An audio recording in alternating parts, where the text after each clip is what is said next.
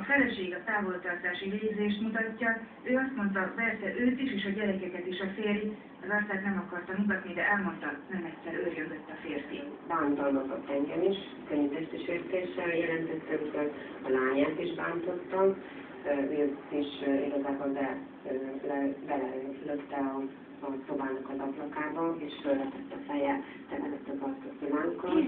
A törvényszék szóvivője azt mondta, 2 hónapra tiltották el a családtól zaklatás és bántalmazás miatt. A bíróság meghatározott a végzésében, hogy a gyanúsítható személy egy bizonyos helytől tartsa magát távol, ami lehet mondjuk a sértetteknek a lakóhelye, lehet akár a munkahelye is, illetve meghatározott személyektől tartsa magát távol, akik általában az ügy természetéből fakadóan nyilván a sértett, illetve a sértettek.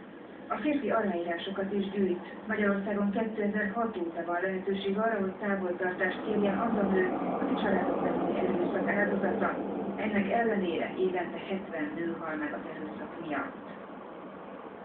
Kirúgták a Kaposvári iskola igazgatóját, aki felfokozott egy diákot még tavaly májusban. Az igazgatót a bíróság 240 000 forint pénzbüntetésre ítélte. A 8-os lány visszabeszélt a férfinak, amikor az megkérdezte, hogy kidobott el a folyosón egy almacsutkát. Erre az igazgató a hajánál fogva visszarántotta és megfokozta a lányt.